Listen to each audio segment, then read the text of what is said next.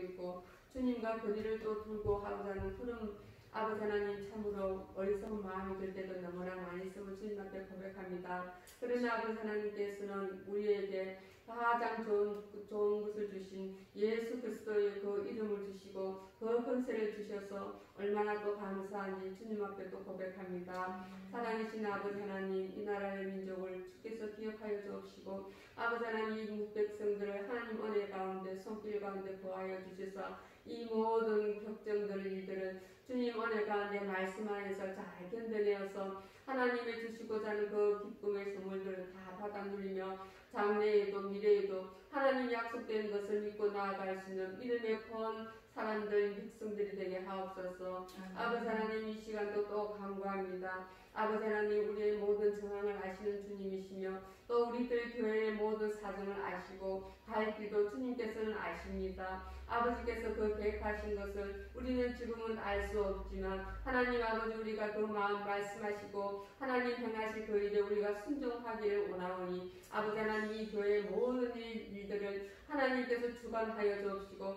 무엇보다 아버지 하나님 여러 가지로 아버지 하나님 마음고생이 심한 우리 안녕 목사님은 주님께서 기억하여 주옵시고 하나님 아버지께서 그 하실 그 계획된 일에 주님 순종하며 말씀에 따르기 힘쓰는 아버지 하나님 주의 종입니다. 하나님의 그 유라심과 평안함과 아버지 그 가정에 하나님의 그 계획하심을 이루어서 하나님 보시기에 좋았더라 그런 바는 귀한 아버지 목자의 가정이 되게 하옵소서. 아버지 하나님 이 시간도 주님 또 간구합니다. 아버지 하나님 우리 성도님들 아픈 가정 성도님들 또 아버지 하나님 어려운 가운데 걱정을 겪고 있는 아버지 하나님 우리 집사님들 또 아버지 하나님 또 물질적으로 여러 가지 어려움의 가운데 있는 집사님들과 또 아버지 하나님 아직도 믿음이 연약하여서 주님을 아버지 하나님 알기를 원치 않고 아버지 세상 밖에 있는 주님의 귀한 사람들 영혼들도 있사오니 아버지 하나님 저들 한 영혼 향하는 주님께서 기억하여 주셔서 하나님의 품으로 품어주옵시고 아버지 하나님 포도나무 가지가 포도나무를 떠나서는 살 수가 없는 것처럼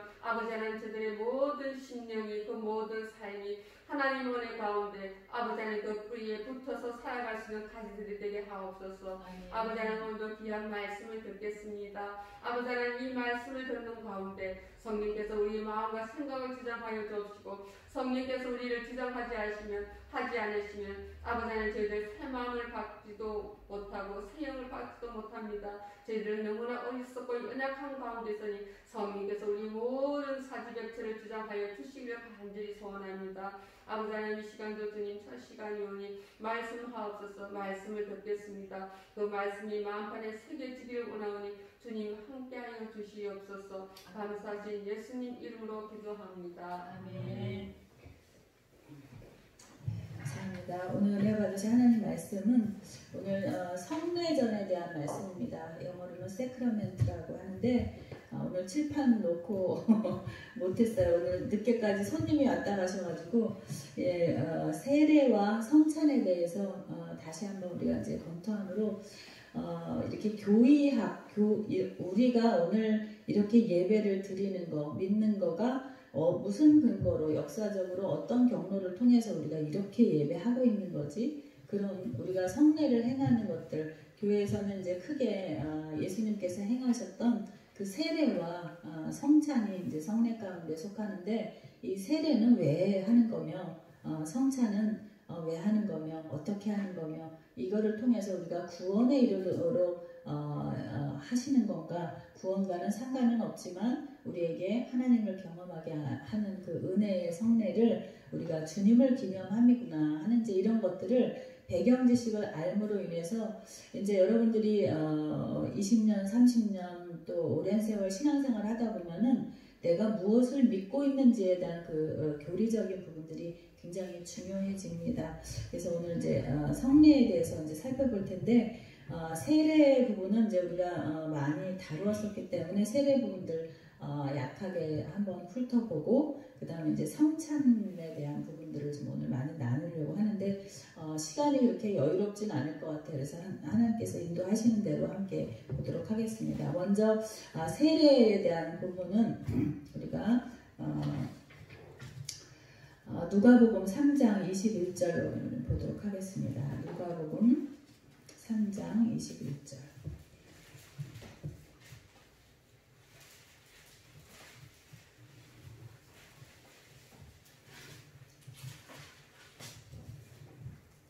누가복음 3장 21절과 22절. 누가복음에는 이렇게 두 절밖에 기록이 안 되어 있습니다.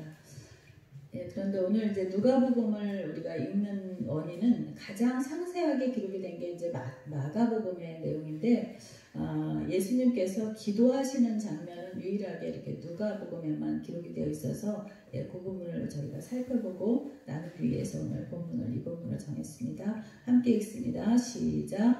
백성이 다 세례를 받을세 예수도 세례를 받으시고 기도하실 때에 하늘이 열리며 성령이 비둘기 같은 형체로 그의 위에 강림하시더니 하늘로부터 소리가 나기를 너는 내 사랑하는 아들이라 내가 너를 기뻐하노라 하시니라. 아멘.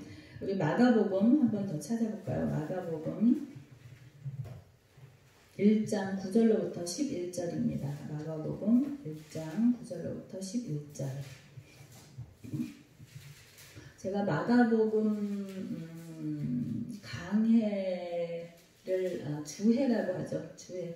총신대의 그 심현호 교수님이라고 아주 그 가장 인기 있는 지금은 이제 현재는 모르겠는데 책도 많이 쓰시고 거의 천재시죠. 그래서 이 마가복음에 대해서는 전 세계적인 권위자로 이렇게 유명하신 분인데 그분이 제가 이제 전도사로 있을 때에 마스터즈 성경 강해 학교라고 있었어요. 그래서 그곳에 이제 초청을 해서 이 부분을 가지고서 5번을 설교를 하는데 얼마나 자세한 설교를 하시는지 이렇게 책으로 한 묶음 이제 교재 자체가 한 권인데다가 이 부분을 굉장히 깊이 다루었던 부분입니다. 한번 뭐가 있길래 이렇게 깊이 다루어지는지 한번 우리 이제 본문을 보겠습니다. 마가복음 1장 9절부터 11절입니다. 시작. 그때에 예수께서 갈릴리 나사렛으로부터 와서 요단강에서 요한에게 세례를 받으시고 곧 물에서 올라오실새 하늘이 갈라짐과 성령이 비둘기같이 자기에게 내려오심을 보시더니 하늘로부터 소리가 나기를 너는 내 사랑하는 아들이라 내가 너를 기뻐하노라 하시니라. 아멘. 아무리 살펴봐도 기도하셨다라는 장면이 없죠. 마가복음에는 다시 이제 누가복음 부분을 펼쳐놓으시고 누가복음 3장 21절부터 22절에 보게 되면 백성이 다 세례를 받을세. 자, 이때 당시에 400년 만에 하나님께서 이제 입을 여신 시국이에요. 그래서 이게 누가복음 같은 경우에 한 AD 한 60년 정도 그 정도 경에 이제 작성이 된 그런 기록에 대한 이제 문서인데 이 복음서가 우리가 알고 있는 이 사복음서만 기록이 된 게 아니라 많은 사람들이 이제 복음서의 필요성을 알고 많은 사람들이 이제 집필에 힘썼던 이제 이런 가운데에 오늘 이제 누가가 본 그 세례의 장면은 이러했다라는 것이죠. 근데 21절을 보면 백성이 다 세례를 받았어요. 왜냐하면 이 세례 요한을 통해서 이제 새로운 선구자로서 오늘 새벽에 이제 드린 말씀처럼 새 시대에는 새 사람을 하나님께서 세우는 줄을 여러분들 믿으시기 바랍니다. 새 시대가 이렇게 이제 시작이 될 때는 묵은 사람들을 데려다가 그저 사용하는 것이 아니라 전혀 새로운 시대가 열릴 때는 하나님께서 준비하신 전혀 예기치 못한 새로운 인물을 하나님께서 새로운 성령을 두셔서 하나님께서는 일을 하신다라는 것을 우리가 세례 요한을 통해서 또 알고 있는데 400년 동안 이스라엘이 하나님을 향한 경외하는 마음을 없이 그 형식적인 예배 정말 하나님께서 그 가져오는 예물에 대해서 또 드려지는 그 마음 없는 중심 없는 예배에 대해서 성전문을 좀 닫아라. 제발 좀 너희들 먹다 만 그 쓰레기 같은 예물들, 제물들 들고 오지 말고 다 어디가 다리가 부러지고 이런 짐승들 가져와서 버리지도 못할 것들을 가져다가 하나님 앞에 드리면서 이제 예배했던 이런 시국에 대해서 이제 성전문 좀 누가 닫으라고까지 말씀하신 후에 이제 이스라엘에 대해서 아무 말씀도 안 한 지가 400년 만에 세례 요한을 통해서 처음으로 이제 선포되어진 말씀이 회개하라 천국이 가까이 왔느니라 이렇게 말씀을 하셨죠. 그러면서 이 사람들의 마음에는 이제 정말 하나님의 말씀이 갈급하던 400년을 하나님의 말씀이 없으셨으니 얼마나 답답했겠어요. 그런데 이제 새로운 선지자면서 선구자인 이 세례 요한의 입을 통해서 이제 회개의 세례를 너희가 받아야 된다. 그런 이제 메시지 앞에 많은 사람들이 요단강에 나와서 세례를 받을 때에 예수님도 이제 세례를 같이 받으시는 장면입니다. 그래서 우리가 잘 아는 바와 같이 마가복음 같은 경우에는 이제 고난의 종으로 오신 예수님께서 겸손하게 이제 고난 받으시는 그 종, 십자가에 달려서 인류의 그 죄를 대속하시는 제물이 되기 위해서 이제 끝까지 종의 모습을 가지셨던 것처럼 세례의 현장에도 많은 사람들과 이렇게 무리 가운데 섞여서 하나님이신 그분이 육신을 입고 오신 것만 해도 대단한 사건인데 이제 세례를 받는 그 모습은 너무나도 겸손한 정말 소처럼 순종하는 모습으로 겸손한 사람으로 이렇게 세례를 받으시는 장면입니다. 그런데 이제 이 누가가 기록한 이 장면 가운데에는 우리 백성이 다 세례를 받을 때 예수도 세례를 받으시고 기도하실 때에 하늘이 열리며 이렇게 기록이 되어 있습니다. 그래서 기도하는 사람, 이 하나님께 기도를 하고서 어떤 새로운 사역이 열리는 것과 기도하지 않았는데 어떤 새로운 사역이 시작되는 것과는 천지 차이다. 우리 너무나도 잘 알고 있죠.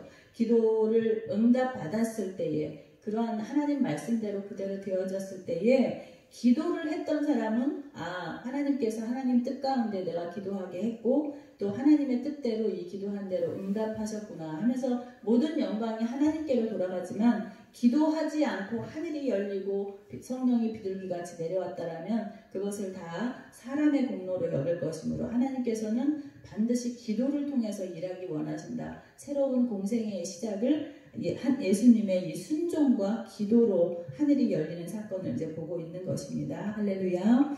22절에 보면 성령이 비둘기 같은 형체로 그의 위에 강림하시더니 하늘로부터 소리가 나기를 너는 내 사랑하는 아들이라 내가 너를 기뻐하노라 하시니라 이렇게 기록이 되어 있어요. 근데 여기 이제 기뻐하노라 하시니라 하는 이 기뻐하노라라는 말은 히브리어로는 라츠타라는 이제 말인데 이 말의 뜻이 뭐냐면 단순 능동태 완료형이에요. 그래서 기뻐하셨었고 지금도 기뻐하신다라는 뜻을 갖고 있어요. 그래서 성경을 이해하실 때 여러분들 요즘 이제 제가 생명이라는 단어에 꽂혀 있는데 우리가 하나님께서도 영원에 잇대어서 우리를 기뻐하셨었고 기뻐하고 계시고 앞으로도 우리를 기뻐하실 줄 믿기 원합니다. 아멘. 그래서 오늘날 내가 수요일날 밤에 이렇게 와서 예배를 드리는 이 일이 나의 신앙의 고백의 연장선상에 있다라면 이 믿음의 예배가 여러분들의 영혼과 잇대어서 하나님의 기쁨이 된다라는 것을 믿으시기 바랍니다. 아멘. 그래서 이제 예수님의 이런 이제 세례를 통해서 이제 우리 교회 가운데에도 예수님께서 이러한 성례를 행하라고 명하셨어요. 그래서 예수님도 받으신 이 세례의 의미는 뭐냐? 우리는 죽음이라는 것을 우리가 받기 원합니다. 그래서 예수님께서 물에 들어가서 물 세례를 받는다라는 것은 물에 이렇게 그 목회자가 이제 사람을 이렇게 세례자를 안고 물속으로 원래 침례를 하잖아요. 그래서 베프티즘이라고 얘기하는데 물속에 이렇게 들어갔다가 나온다는, 물에 들어간다는 걸 씻김 받는다라는 의미도 있지만 성령께서 그곳에 이제 함께 하시기 때문에 우리가 이제 교회에서는 보통 요즘 이제 개신교에서는 물을 성수를 떠다가 이렇게 머리 위에다 안수를 하고 이제 푹 적신 손으로 이제 거룩한 손을 얹어서 성부와 성자와 성령의 이름으로 누구누구에게 세례를 주노라 하고 이제 명할 때에 그곳에 그 일로 인해서 세례 예식을 행함으로 인해서 구원과 관계되는 것은 아니지만 어쨌든 그 모든 이제 내가 주인을 바꾸는 사건, 내가 이제 옛사람을 벗는 십자가 앞에서 내가 이제 예수의 이름을 앞에 죽고 다시 태어난다라는 이제 그런 의미로 우리가 세례 예식을 행하고 있는 것이죠. 그런데 이 일을 왜 예수님도 하나님이신 예수님이 뭐 세례 안 받으신다고 거룩하게 안 되는 거 아닌데 이 예수님께서 가신 길을 제자된 우리들도 동일하게 함께 가고 있다는 것. 그리고 이 예수님의 죽으심과 더불어서 다시 또 물 위로 올라오실 때에 이제 다시 사신 부활의 그 주님이 부활하신 것 같이 우리도 또한 다시 산다라는 것을 이러한 표와 인을 보여주고 있다라는 것을 저와 여러분이 믿기 원합니다. 그래서 이제 세례는 이렇게 우리에게 죽음을 의미한다. 그래서 예수님의 죽음, 그 다음에 주인을 바꾸는 사건. 그래서 내가 주인 삼아서 살아왔던 인생에서 이제는 세례자가 되어서 입교해서 이제 6개월 만에 학습자가 되고 1년이 지난 다음에 모든 교회의 규례를 잘 지키고 말씀 안에서 공동체 안에서 잘 예배자가 되었을 때 1년 만에 이제 세례를 주는 이제 그런 성례를 행하는 것이죠. 예, 성례는 세례는 이제 이 부분까지 다루고, 자 이제 성찬에 대해서 저희가 이제 나누기를 원하는데, 성찬의 본문은 고린도전서 11장 17절부터 26절입니다. 고린도전서 11장 17절부터 26절.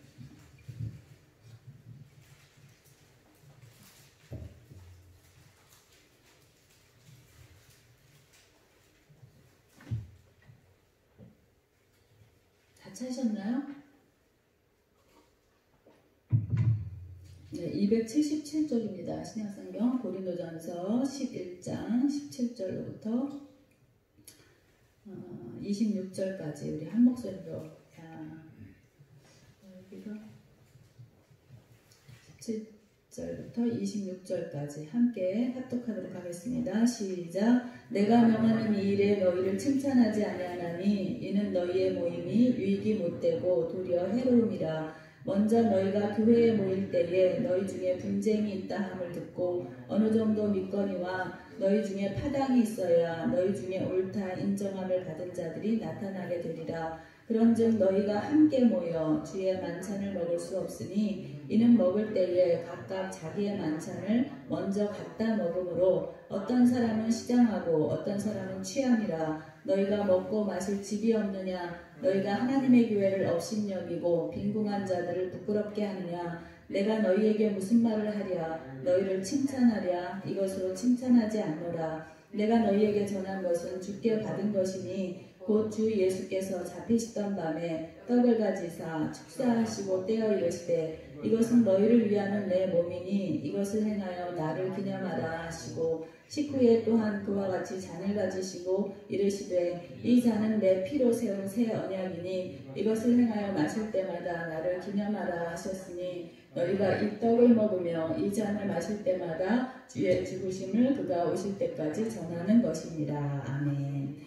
예, 오늘 이제 이 성찬이라는 것도 이제 생티피케이션이라고 해서 이제 그 성만찬이라고 우리가 보통 얘기를 하죠. 성찬식, 성만찬, 그리고 또 성찬 예배 뭐 이렇게도 표현을 하는데, 자 이제 사복음서에도 이렇게 예수님의 이 성찬의 장면은 마지막 만찬의 최후의 만찬의 장면이 기록이 되어 있는데, 오늘 제가 이제 본문을 고린도전서를 본문으로 잡은 이유는 우리가 이 예수님의 그 성만찬 그 장면은 성찬식을 한 달에 한 번 할 때마다 그 본문을 제가 이제 읽어드리기 때문에 너무나도 잘 알고 있는 본문이에요.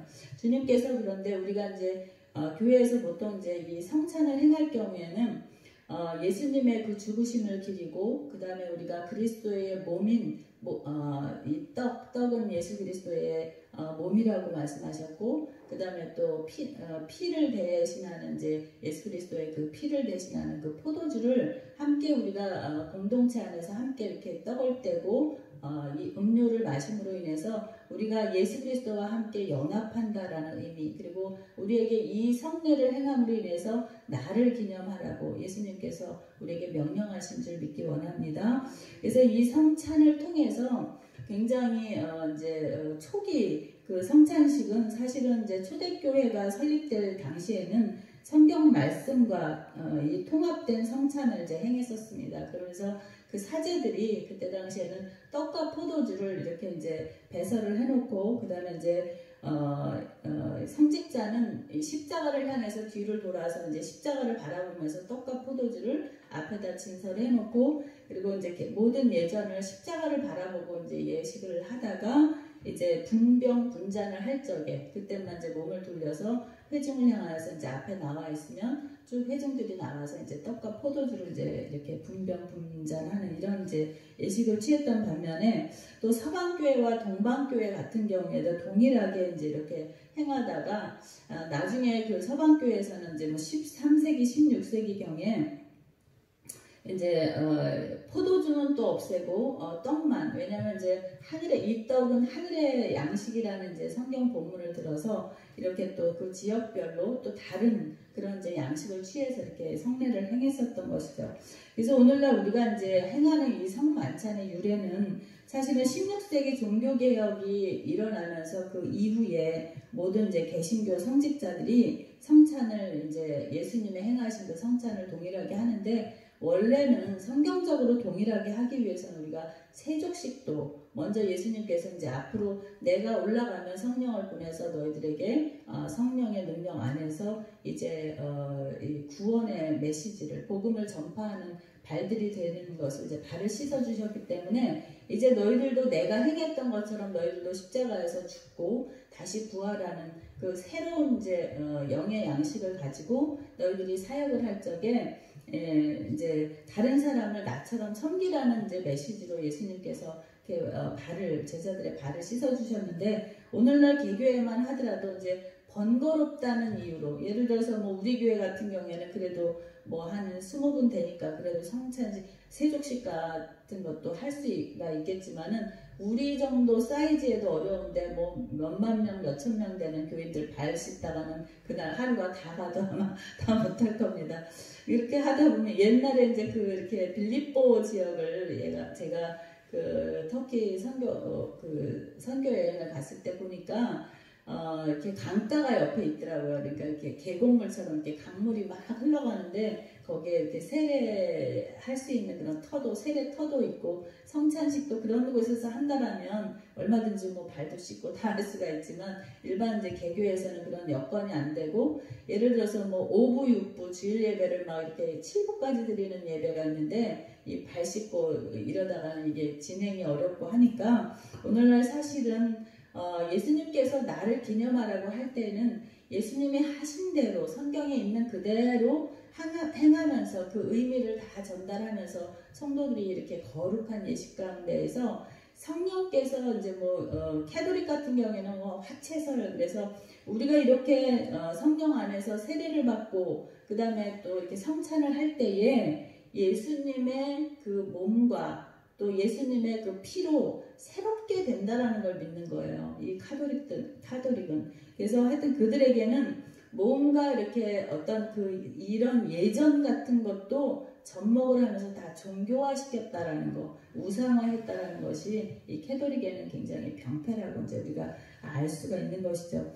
그런데 어쨌든 이제 오늘날 우리가 이렇게 행하는 것들 가운데에 불가피하게 세족식은 이제 1년에 한두 번 정도 이렇게 할까 말까 하는 경우가 많지만, 이 성찬을 통해서 우리가 몸과 영이, 뭐 피가 예수의 피로 이렇게 새롭게 입혀지는 그런 이렇게 화채설이 되는 건 아니지만, 어쨌든 그 영으로 성령께서 성령의 이름으로 함께 하는 것은 그곳에 성령께서 우리를 새롭게 하시기도 하고 또 연합하게도 하시고, 또 영적으로는 우리가 믿음으로 고백할 때에 내가 자아를 내려놓는 그런 죽음도 또 다시 부활하심도 하나님께서 경험하고 만드시는 줄 저와 여러분이 믿기 원합니다.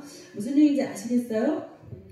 그래서 우리가 이렇게 성령 안에서 행하는 모든 예배도 마찬가지고, 우리가 뭐 이제 이렇게 축사를 해서 안수를 해서 아픈 자를 위해서 기도할 때 병이 낫는 이제 그런 일도 있고, 조금 전에 사실은 이렇게 치유하는 목사님이 이제 교회를 또 보러 오신다고 이렇게 왔는데, 보니까 이분들이 이제 교회를 어쩌겠다는 게 아니라 이제 어디서 경매 그거를 보고서 한번 좀 이렇게 둘러보려고들 오시는 것 같아서, 아까 이제 사찰 집사님이 저분들이 결국은 다 경매에 들어옵니다 이렇게 얘기를 하시더라고요. 그래서 그렇구나 라고 이제 생각이 들었는데, 참 이런 일을 이제 겪으면서 사실은 이제 많은 기도를 하게 되죠. 하나님께서.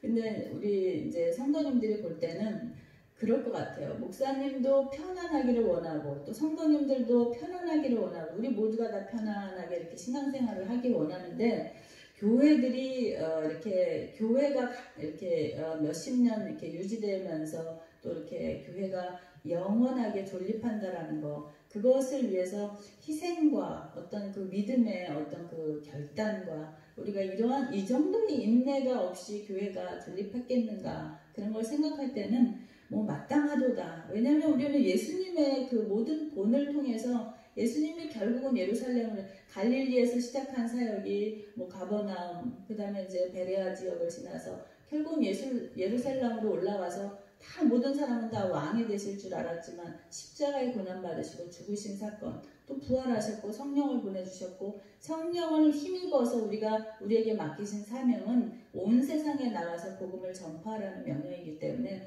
너희가 또 세상에 나가서 복음을 전파할 때는 너희들을 실족하게 하는 일들이 반드시 있을 것인데 절대 실족하지 말라고. 왜냐하면 내가 너희에게 성령을 보내줄 것이기 때문에 내가 공급하는 일을 그 힘을 가지고 너희들이 일할 것이기 때문에 너희들은 절대 실족하지 말라고 예수님께서 부탁하셨죠. 그러니 우리가 오늘날 교회 생활을 이렇게 하면서 정말 행복을 구하고 나의 모든 병 낫기를 구한다라면 뭔가 포커스가 좀 어긋난 거 아닌가. 아까 이제 이렇게 다녀가는 그 목사님도 73세라고 그러시는데 우리 교단 목사님이시더라고요. 제가 그대로 말씀을 드렸어요. 상황이 이러이러합니다.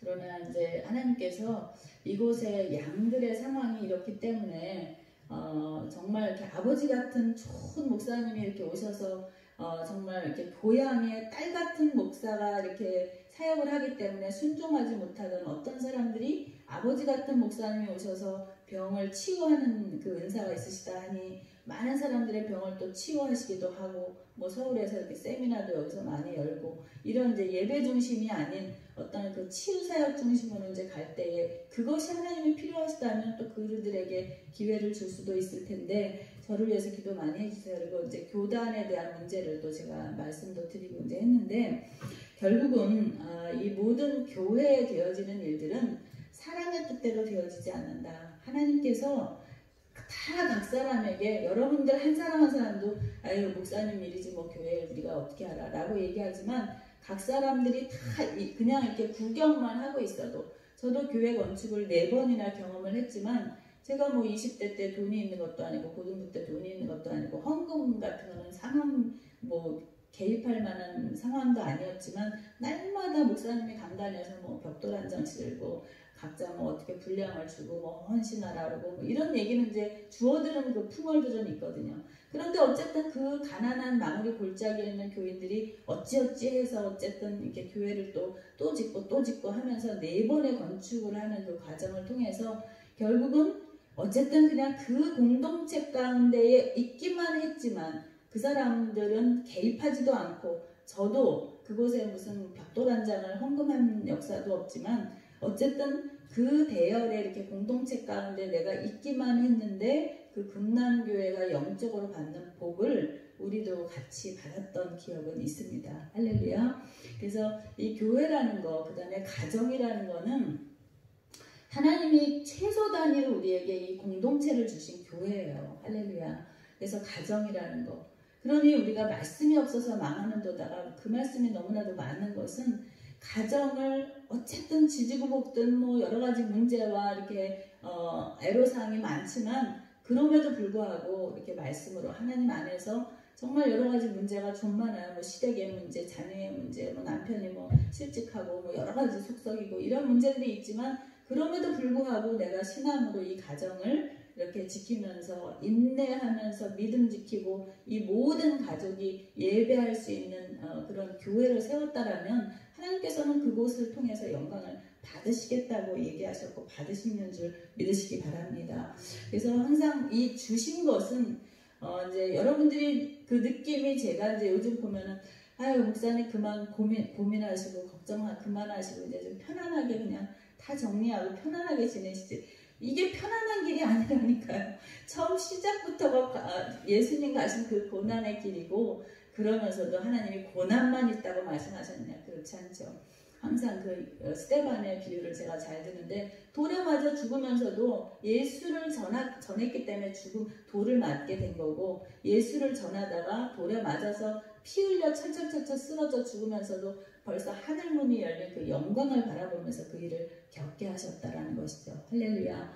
하나님은 저도 그래서 다른 사람들이 볼 때는 아유 목사님 힘드시겠네 뭐 그렇지만 힘들죠. 여러 가지 문제 속에서 머리도 아프고 골도 아프지만 과연 저는 이제 제게는 믿음이 있기 때문에 하나님이 또 이번에는 어떻게 넘어가시려나 하는 기대가 늘 있어요. 할렐루야. 모르죠. 방법은 모르고 어떻게 이 부분이 또 지나가게 될런지 또 어떻게 해결이 될런지 더 좋은 것으로 보내시려는지 또 잘 되면 뭐하냐 이거 교만하기 쉬운 제가 이제 이번 주일날 다루려고 하는 부분인데 우리가 하나님 안에서 이렇게 거룩하게 빚어져 가게 하는 데에 우리를 방해하는 8가지에 대해서 이제 구체적으로 한번 다루어 보려고 해요. 그래서 이제는 그냥 아유 나는 좀 유혹에 약한 것 같아. 나는 뭐 이런 죄성에 굉장히 무너짐이 많은 것 같아. 나는 좀 교만한 것 같아. 여러 가지 문제들이 있어요. 8가지 우리를 괴롭히는 것들. 근데 그런 것들을 이제는 그냥 그렇구나라고 하는 것이 아니라 적극적으로 성령님을 의지해서 파쇄해 나갈 때에 우리가 좀 더 자유롭고 하나님의 품성으로 우리가 빚어지기 위해서 좀 더 적극적으로 이렇게 제가 영어로 말씀을 드리면은 다이렉트하게 그러니까 하나님의 말씀은 제가 요즘 창세기 읽고 민수기 이렇게 출애굽기 이렇게 뒤적이다 보니 하나님의 말씀은 굉장히 직설적이라는 거 여러분들 아십니까? 성경은 돌려서 얘기하는 말씀이 하나도 없어요. 예를 들어서 여러분들 이렇게 성경을 읽으시다가 태초에 하나님이 말씀이 계시니라 그리고 태초에 하나님이 세상을 창조하시니라 이보다 더 명료한 하나님의 답변이 있을까요? 우리들이 인식할 만한 수준으로 원래는 하나님은 시간과 공간을 초월해 계시는 분이시잖아요. 원래 그냥 홀로에 계시는 분인데 사람들에게 이 세상에게 당신을 계시하시고 당신이 이 세상을 사랑하고 있다는 것을 알리시기 위해서 우리들이 이해할 만한 시간과 공간 속으로 언어 속으로 들어오셔서 선포하시는 이 다이렉트한 말씀, 직설적인 화법이 태초에 하나님이 천지를 창조하시니라. 그래서 과학적으로도 이 세상을 도대체 어디서부터 어디까지 왔나를 묻는 사람들에게 그 다음에 나는 어디로 가는 거지를 묻는 사람들에게 이보다 더 명료한 선포가 어딨냐는 말씀이죠. 그래서 성경을 여러분들 읽을 때 이렇게 성경을 줄줄줄줄 많이 읽지 마시고 이제는 자 태초에 하나님이 내가 천지를 창조했다라고 하시는 그 하나님의 음성을 하나님 이 다이렉트하게 직설적으로 말씀하시는 하나님의 음성을 하나님 저에게 영감을 부어주셔서 하나님이 어떤 톤으로 이 말씀을 하셨는지를 저에게 영감을 부어주셔서 깨닫게 해주세요. 이런 기도를 하시라고요. 줄줄줄줄 그냥 진도만 나가지 마시고.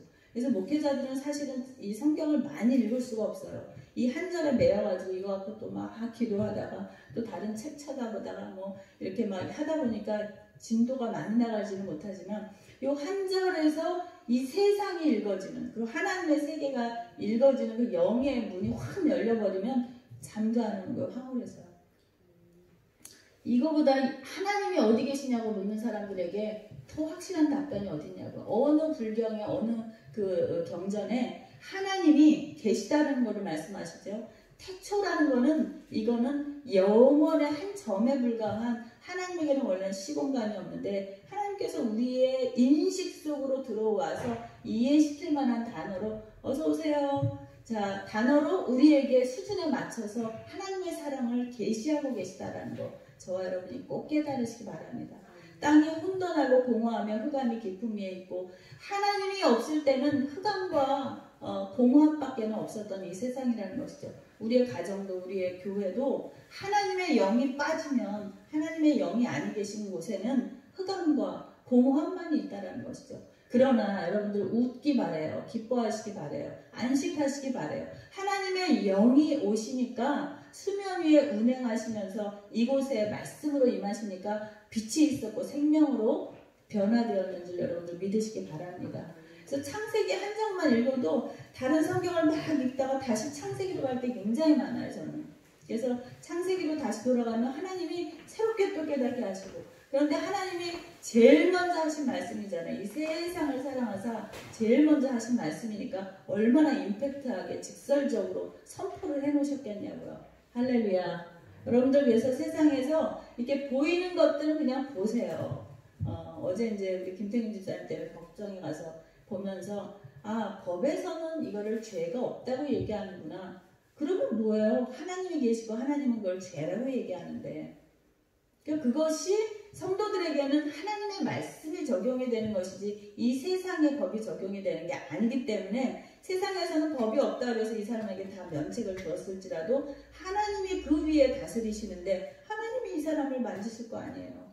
그게 바로 믿음의 세계인 줄 믿으시기 바랍니다. 아멘. 그래서 오늘 이제 성찬을 하다가 뭐 법정 얘기까지 나왔는데, 자, 우리가 성찬을 행함으로 인해서 예수 그리스도의 죽음에 합한 그것에 동참하는 거라는 거죠.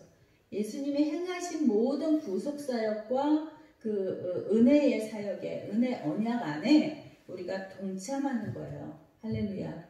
그래서 우리가 오늘도 이렇게 예배 드리는 거, 여러분들의 지금 오늘 이 밤에 드리는 이 한 예배가 영원과 연관이 있다고요. 이제 하늘나라에 가면 영원한 예배 가운데 오늘 이 훈련한 이 예배가 우리 자녀들에게, 우리들에게 맺혀져 있는 여러 가지 그 지도 가운데, 이렇게 만남의 지도 가운데 다 생명으로 역사가 되어서 영원한 예배를 하나님과 함께 드릴 때에 정말 우리가 영원 안식 가운데에 정말 참맛을, 그때는 그냥 이렇게 우리가 신용하면서 비슷하게 우리가 3, 4, 5 모여서 예배했었는데 이게 진짜 예배네 하면서 천국에서 예배 드리게 될 줄 믿으시기 바랍니다. 아멘. 성도들은 그래서 굉장히 이게 연상이 잘 되셔야 돼요, 여러분들. 성경을 읽으시면서 우리가 지금은 이런 고난 가운데 있지만 이 하나님께서는 새 소망을, 새 생명을 항상 날마다 우리 한 사람 한 사람 통해서 창조해 나가시거든요.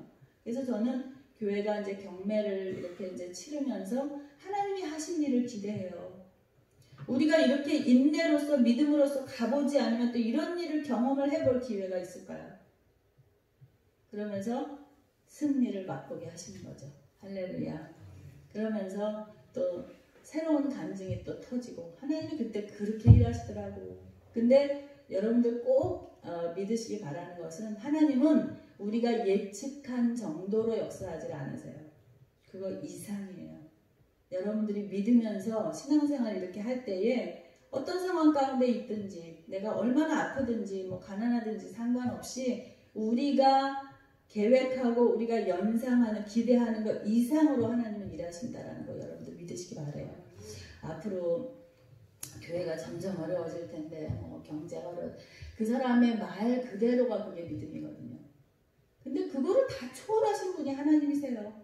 오늘 이 세례 요한이 회개하라, 천국이 가까이 왔노라, 하나님의 때가 찼느니라, 예수님이 하신 이 어두컴컴한 시대에 하나님이 상종을 안 해서 어둠이 그냥 충만하고 흑암 가운데에 운행하던 그때에 하나님의 말씀대로 하나님이 그대로 하나님의 언약을 이루어 나가셨던 그 하나님이 우리들의 인생 가운데도 21세기 2020년도 코로나로 인해서 온 세상이 지금 쑥대밭된 것처럼 보이지만, 하나님은 지금도 소망 가운데에 당신의 언약을, 은혜의 언약을 이루어 나가시는 줄 여러분들 믿으시기 바랍니다.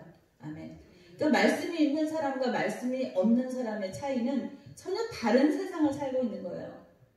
제가 개인적인 얘기지만 그런 비유를 참 많이 하는데, 똑같은 아버지 어머니 밑에서 이렇게 사형제가 태어났어요. 물론 이제 2년 상관으로 이렇게 태어났지만, 똑같은 환경에서 똑같은 어머니 아버지의 음성을 듣고 똑같은 집에서 똑같이 어디 뭐 달리 뭐 이렇게 다른 환경에 놓여있지도 않고 똑같이 자랐지만 서로의 믿음의 단계가 다른 형제들의 그 생각, 사고, 체계, 이런 것들 여러분들 많이 경험하실 거잖아요.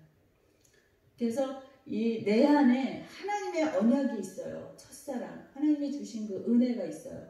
그래서 여기 오시는 분들한테도, 목사님이 물론 뭐 돈이 없어갖고 지금 빚을 못 갚아가지고 경매까지 갔지만, 하나님께서 이곳에 우리를 보내셨고 지금도 하나님은 일하고 계시고 나는 하나님 앞에 믿음 가지고 기도하고 있고 이제 하나님은 어떻게 하시려고 그러시는지 기대하고 있고 나의 간증을 하고 있는 거죠. 사람들에게 우리 교인들은 이런 분들이 있습니다. 오실 때만 각오하고 오세요. 이러면서 얘기하고 있죠. 자, 오늘 이제 성찬에 대한 이야기를 하는데 예수 그리스도와 연합, 우리는 이 성례를 통해서 예수님과 함께 동참한 예수님의 모든 사역, 예수님의 삶과 동참한 자들이라는 것을 여러분들 꼭 기억하세요.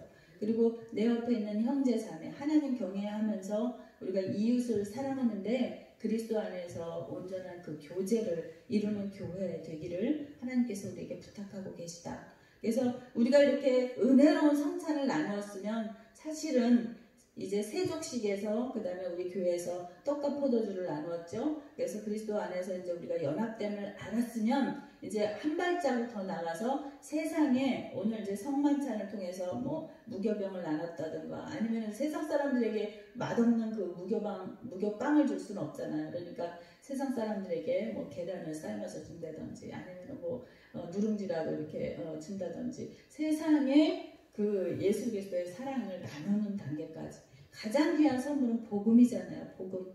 그 영혼이